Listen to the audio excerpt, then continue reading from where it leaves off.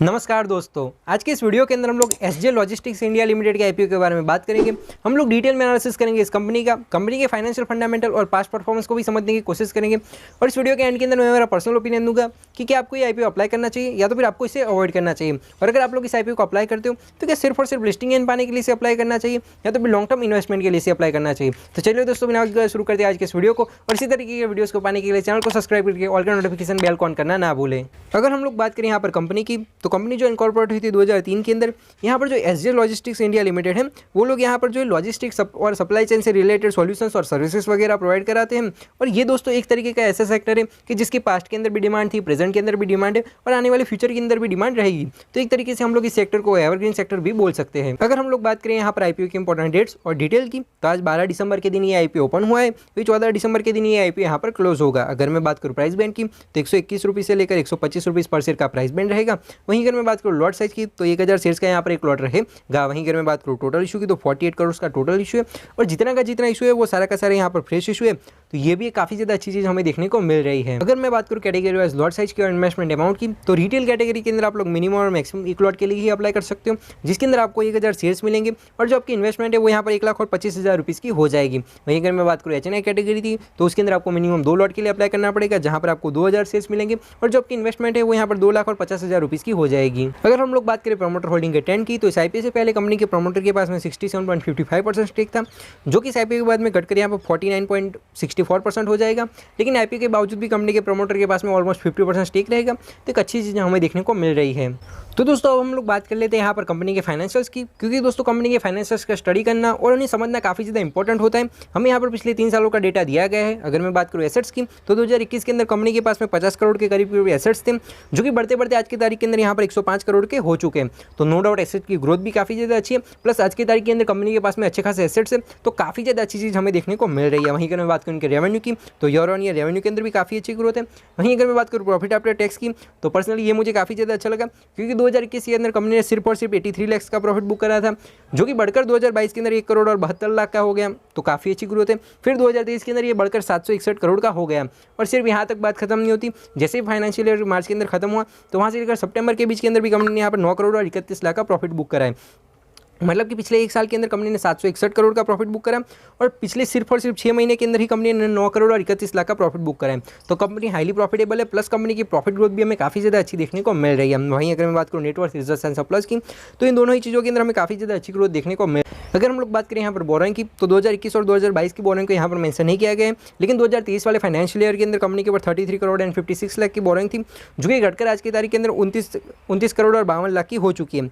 तो no doubt company के ऊपर थोड़ी बहुत बोरोइंग है और इसके चलते शायद इन लोगों का डेट टू इक्विटी रेशियो भी थोड़ा सा ज़्यादा हो सकता है, लेकिन कंपैरेटिवली कंपनी के पास में काफ़ी ज़्यादा अच्छे एसेट्स है, प्लस कंपनी की प्रॉफिट ग्रोथ भी अच्छी है। तो ओवरऑल ये भी कोई दिक्कत वाली बात नहीं है। हमें फाइनेंशियल जो है काफ़ी ज़्यादा अच्छी देखने को मिल रही है। बात करें यहाँ पर की परफॉर्मेंस इंडिकेटर की या तो फिर की मैट्रिक्स की, तो इस आईपीओ के अंदर जो कंपनी का पी रेशियो हमें 14 का देखने को मिल रहा है। लेकिन दोस्तों इससे वैल्यूएशन का अंदाजा मत लगाना, जब मैं आगे पेयर कंपेरिजन करूँगा तब आप लोग इसकी वैल्यूएशन को अच्छी तरीके से समझ पाओगे। अगर मैं बात कर लोगे मार्केट कैप की, तो 181 करोड़ के मार्केट कैप के साथ में एक बहुत ही छोटी सी माइक्रो कैप कंपनी है।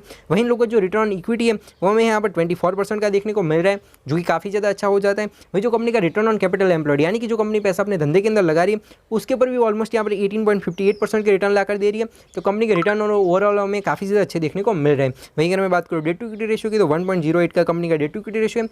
तो दोस्तों अब कुछ लोग बोलेंगे कि भाई कंपनी के ऊपर ज़्यादा डेट है ये वो, लेकिन दोस्तों ऐसी बात नहीं है। नो डाउट कंपनी के ऊपर थोड़ा सा डेट तो है, लेकिन दोस्तों जो इस आईपीओ के जरिए ये लोग जो पैसा रेज करें, उसमें से कुछ पैसे का इस्तेमाल ये लोग जो है वो अपने डेट वगैरह को रीपे करने के लिए भी करेंगे। और जो कंपनी का ओवरऑल मैनेजमेंट है वो भी हमें काफ़ी ज़्यादा अच्छा देखने को मिल रहा है। तो ये जो डेट है वो कोई ज़्यादा दिक्कत वाली बात यहाँ पर नहीं है। वही जो कंपनी का अर्निंग पर शेयर है वो यहाँ पर 8 रुपीज़ और 84 पैसे का है, तो ये भी अच्छा से है। वही जो कंपनी का रिटर्न ऑन नेटवर्थ है वो भी हमें 24% का देखने को मिल रहा है। तो दोस्तों अब हम लोग यहाँ पर एसजे लॉजिस्टिक्स का यहाँ पर पेयर कंपेरिजन कर लेते हैं, जिसके चलते मैं आपको क्लियरली इनकी वैल्यूएशन को समझा पाऊँ। इन लोगों का जो पी रेशियो हमें 14 का देखने को मिल रहा है, बाकी जनरल दूसरी कंपनियों का यहाँ पर 16 का, 14 का, 18 का और 78 का हमें पी रेशियो देखने को मिल रहा है।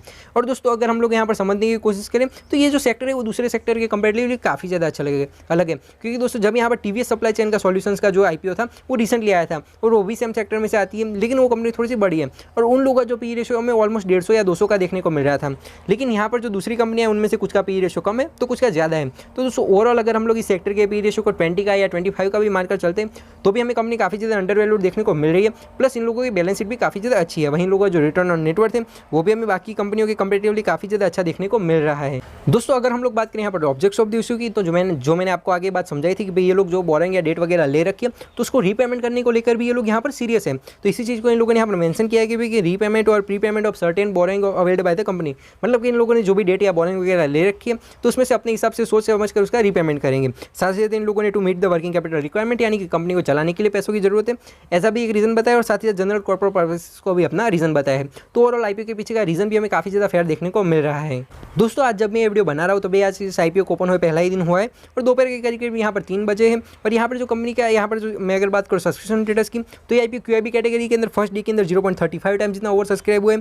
साथ ही साथ एचएनआई कैटेगरी के अंदर ये आईपीओ यहाँ पर 6.37 टाइम जितना ओवर सब्सक्राइब हुआ है और रिटेल कैटेगरी के अंदर ये आईपीओ 19.49 टाइम जितना ओवर सब्सक्राइब हुआ है। तो ओवरऑल सब्सक्रिप्शन में काफ़ी ज़्यादा अच्छा देखने को मिल रहा है। यहाँ पर जो रिटेल कैटेगरी की ओर से जो इंटरेस्ट आ रहा है वो भी काफ़ी ज़्यादा अच्छा है। साथ ही साथ एचएनआई कैटेगरी का भी रिस्पॉन्स यहाँ पर काफ़ी ज़्यादा अच्छा है। और दूसरे क्यूआईबी कैटेगरी की चिंता मत करना, आखिरी दिन तक यहाँ पर क्यूआईबी कैटेगरी के अंदर भी आईपीओ काफ़ी ज़्यादा ओवर सब्सक्राइब हो जाएगा। तो ओवरऑल सब्सक्रिप्शन स्टेटस हमें काफ़ी ज़्यादा अच्छा देखने को मिल रहा है। दोस्तों अगर हम लोग बात करें यहाँ पर कंपनी के जीएमपी की, यानी कि ग्रे मार्केट प्रीमियम की, तो आज के तारीख के अंदर कुछ 125 रुपीज़ का ग्रे मार्केट प्रीमियम चल रहा है। वहीं जो यहाँ पर शेयर का प्राइस है वो दोस्तों हमें अपर वाला जो प्राइस होता है वहीं समझने का रहता है। तो 125 रुपीज़ का यहाँ पर शेयर का प्राइस है, तो हमें यहाँ पर दोनों ही प्राइस को प्लस करने का रहता है और फिर जो फाइनल रिजल्ट आता है उसी प्राइस के ऊपर यहाँ पर स्टॉक की लिस्टिंग होती है। तो हमें यहाँ पर मतलब कि 125 प्लस 125 यानी कि कुछ यहाँ पर 250 हो गए, तो 250 रुपीज़ के आसपास में स्टॉक की लिस्टिंग होने के चांसेस है। और यहाँ पर जो आपको रिटर्न है वो यहाँ पर 100% के रिटर्न देखने को मिलेंगे। तो दोस्तों यहाँ पर ग्रे मार्केट प्रीमियम भी काफ़ी ज़्यादा अच्छा चल रहा है और आखिरी दिन आते आते जैसे ही सब्सक्रिप्शन बढ़ता जाएगा तो धीरे धीरे इसके अंदर भी चेंजेस हो गए और हमारे रिटर्न्स की एक्सपेक्टेशन भी ज़्यादा यहाँ पर बढ़ सकती है। तो दोस्तों हम लोगों ने यहाँ पर डिटेल में एनालिसिस करा है एसजे लॉजिस्टिक्स इंडिया लिमिटेड के आईपीओ का। मैंने आपको सारी की सारी चीज़ें क्लियर कट समझाने की कोशिश करी। आई होप कि आपके सारे के सारे डाउट्स क्लियर हो गए होंगे। अगर मैं बात करूँ मेरे पर्सनल ओपिनियन की, पर्सनली मुझे कंपनी काफ़ी ज़्यादा अच्छी लगी। कंपनी के फाइनेंशियल फंडामेंटल और पास्ट परफॉर्मेंस भी काफ़ी ज़्यादा अच्छा है और शॉर्ट टर्म के अंदर आने वाले लॉन्ग टर्म के अंदर आप लोग कंपनी से अच्छी खासी एक्सपेक्टेशन भी रख सकते हो। तो लॉन्ग टर्म की बात यहाँ पर क्लियर होगी भाई साहब कि लॉन्ग टर्म के लिए आप लोग इस कंपनी के बारे में सोच सकते हो। वहीं अगर मैं बात करूँ लिस्टिंग गेन की, तो दोस्तों लिस्टिंग गेन का तो कैसा है कि यहाँ पर नो डाउट अच्छे खासे लिस्टिंग गेन भी देखने को मिलेंगे, लेकिन आपको यहाँ पर थोड़ा सा दिमाग लगाना पड़ेगा। अगर आपके पास में उस तरीके से यहाँ पर आपके पास में अच्छे खासे फंड्स अवेलेबल है, अगर आप लोग एचएनआई कैटेगरी के अंदर भी अप्लाई कर सकते हो, तो मैं आपको यही कहूँगा कि भाई आखिरी दिन के ऊपर सब्सक्रिप्शन को देखिए, समझिए और उसके बाद में यहाँ पर आईपीओ को अप्लाई कीजिए। क्योंकि दोस्तों पहले दिन पर यहाँ पर एचएनआई कैटेगरी के अंदर आईपीओ 6 टाइम ओवर सब्सक्राइब हुआ है और रिटेल कैटेगरी के अंदर 19 टाइम्स जितना यहाँ पर ओवर सब्सक्राइब हुआ है। तो अगर आखिरी दिन आते आते यहाँ पर रिटेल कैटेगरी के अंदर सब्सक्रिप्शन ज़्यादा रहते हैं और कंपेरेटिवली एचएनआई के अंदर सब्सक्रिप्शन कम रहता है और आपके पास में ज़्यादा फंड है, तो रिटेल के अंदर अप्लाई करने की बजाय आप लोग एचएनआई के अंदर अप्लाई करना, जिससे कि आपके आईपीओ के लगने के चांसेस बढ़ जाए। तो बस यही कुछ बातें थी जो मुझे इस वीडियो के अंदर रखनी थी और मैं मिलता हूं आपको ऐसे वीडियोज़ के साथ। तब तक के लिए बाय बाय, जय हिंद, वंदे मातरम।